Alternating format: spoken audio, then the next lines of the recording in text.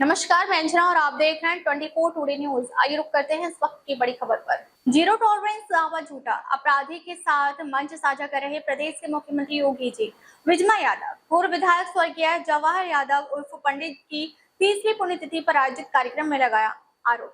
Samajwadi party के विधायक वरिष्ठ सपा नेत्री विजमा यादव ने बड़ा आरोप लगाया है कि प्रदेश को माफिया और अपराधी मुक्त बनाने, अपराधियों को मिट्टी में मिलाने का दावा करने वाले प्रदेश के मुख्यमंत्री योगी जी प्रयागराज में अपराधी के साथ मंच साझा करते नजर आए। विधायक विजमा यादव ने अपने पति स्वर्गीय जवाहर यादव की 30वीं पुण्यतिथि पर प्रतापपुर विधानसभा क्षेत्र के उग्रसेनपुर के एक विद्यालय में आयोजित कार्यक्रम में आज न्यूज आवर से बातचीत में कही। सपा विधायक विजमा यादव ने आरोप लगाया कि आज के 30 वर्ष पहले 13 अगस्त 1996 की शाम को मेरे पति के स्वर्गीय जवाहर यादव की गोली मारकर हत्या सिविल लाइंस क्षेत्र में कर दी गई थी। हत्या आरोपी अपराधी को योगी सरकार ने राजनीतिक फायदे के लिए समय से पूर्व जेल से रिहा कर दिया है और अब वह मुख्यमंत्री के साथ प्रयागराज आगमन पर मंच साझा करते देखा जा रहा है। मुख्यमंत्री का दावा खोखला है। विजमा यादव ने कहा कि जनता ही मेरी ताकत है, मुझे उम्मीद न्याय से है, भाजपा सरकार से नहीं है। यदि सपा की सरकार बनती है तो अपराधी जेल में होंगे। था 13 अगस्त 1996 सिविल लाइंस का पास इलाका था और उस समय पूर्व विधायक झूसी जवाहर पंडित उर्फ जवाहर यादव की AK-47 से पहली बार हमला किया गया और उसमें काफ़ी संख्या में जो आसपास के जो लोग थे उसमें अफरा तफरी मच गई थी। और जिस तरह AK-47 चला, लोग पहली बार नाम सुने थे AK-47 और उसमें विधायक के ऊपर AK-47 चला और कौन चलाया। उस AK-47 के बाद जिस तरह से करवरिया बंधुओं का नाम आया, उनको आजीवन कारावास की सज़ा भी हुई और सज़ा के बाद भाजपा के पूर्व विधायक उदय भान करवरिया को उनके आचरण पे रिहाई भी हो गई।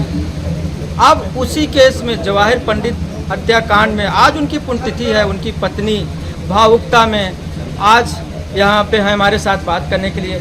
विधायिका जी, जिस तरह से आपके उस समय जब 1996 में जब आपकी उस समय विधायिका उस समय आप तो कभी बाहर निकली नहीं थी, लेकिन किस तरह से आप उस समय आपको सुनाई पड़ा और किस तरह आपको जानकारी मिली और किस तरह से लोगों को ये जानकारी हुई कि उसमें ये शामिल हैं?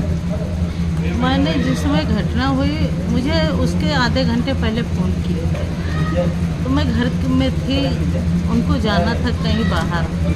मंगल का दिन था, कहा मैं पूजा करके आ रहा हूँ और पूजा कर लेना घर। मैंने कहा कहाँ पे आप हैं? मैं पूजा नहीं करूँगी। मैंने थोड़ा पूजा में की थी, तो मैंने थोड़ा वो बोला कि जल्दी घर चले आए। तो कहें मुझे दिल्ली जाना है, तो मंगल का दिन था, खाना बना लेना व्रत वाला।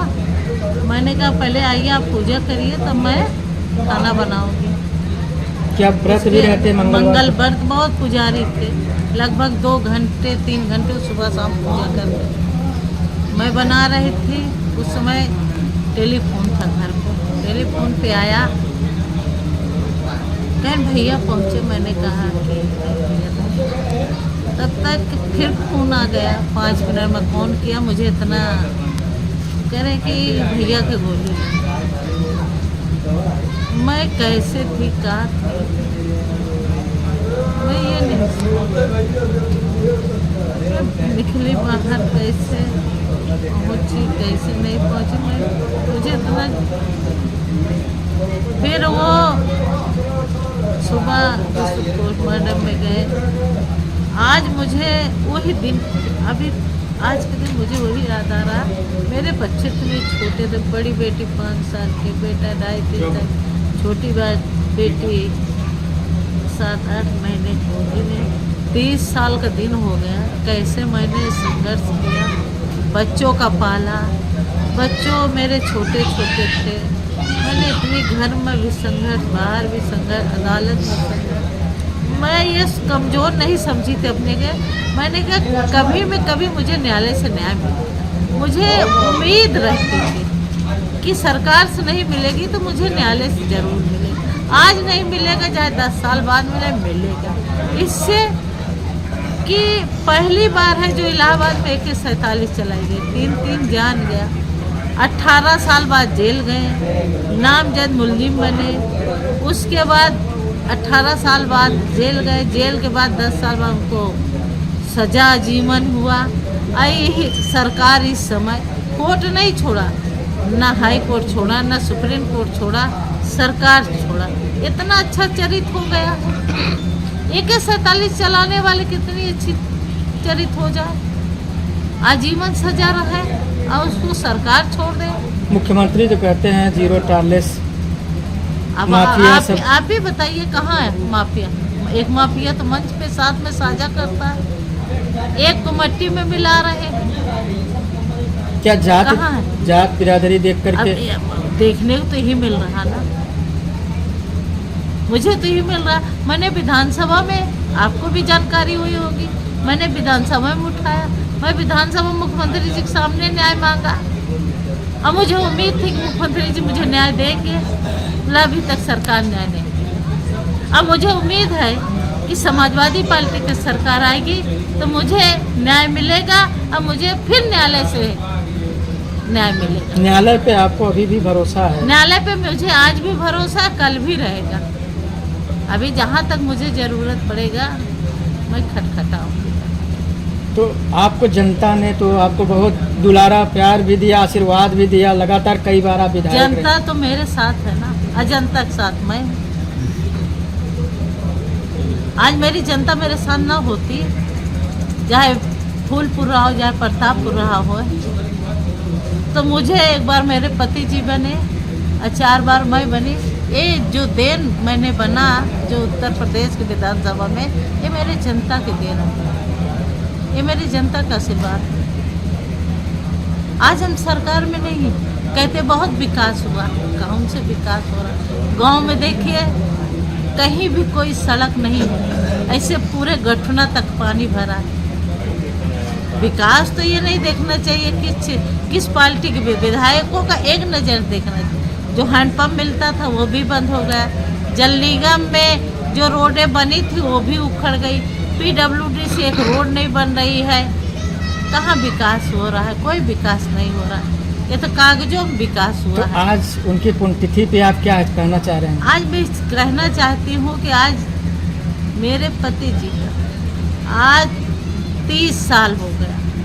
30 साल से संघर्ष करते करते मैं अपने जनता को, अपने बच्चों का, और जो आज मुझे इस अपने जनता की तरफ से प्यार मिला है, मोहब्बत मिली है, जो मुझे 4-4 बार मौका मिला है, ये मेरा नहीं है, ये मेरे पति जी का आशीर्वाद है।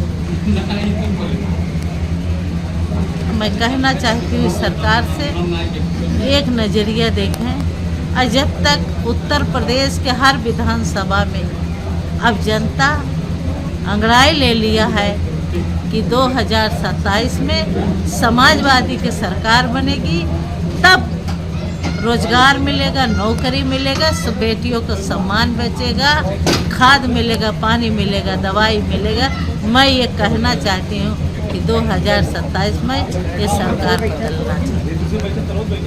तो कह सकते हैं जिस तरह से ये थे समाजवादी पार्टी के वर्तमान विधायिका विजमा यादव, इनका सीधा आरोप है, सरकार से सीधा सवाल है कि जिस तरह से माफियाएं और जेल के अंदर या प्रदेश छोड़ के भागने का जो जीरो टॉलरेंस नियम था वो कहीं न कहीं अधूरा, और जात और धर्म पे जिस तरह से ये न्याय व्यवस्था है वो दिखाई देता है। न्यायालय पे से इनको न्याय जरूर मिला है, लेकिन सरकार जरूर कर रही है अन्याय। और यहाँ सरकार जिस तरह से अन्याय इन्होंने विधानसभा में मुद्दा उठाया, उसके बाद हाई कोर्ट में भी अभी भी इनका पैरवी चल रहा है। इसके बाद 30 साल तक इन्होंने न्यायालय में काफ़ी समय बिताया और जाकर न्याय मिला। न्याय के बाद अब सरकार नहीं कर रही है न्याय। अब तक के लिए बस इतना ही, फिर मिलते हैं एक ऐसी ही बड़ी खबर के साथ। तब तक के लिए नमस्कार और देखते रहिए 24 टुडे न्यूज़।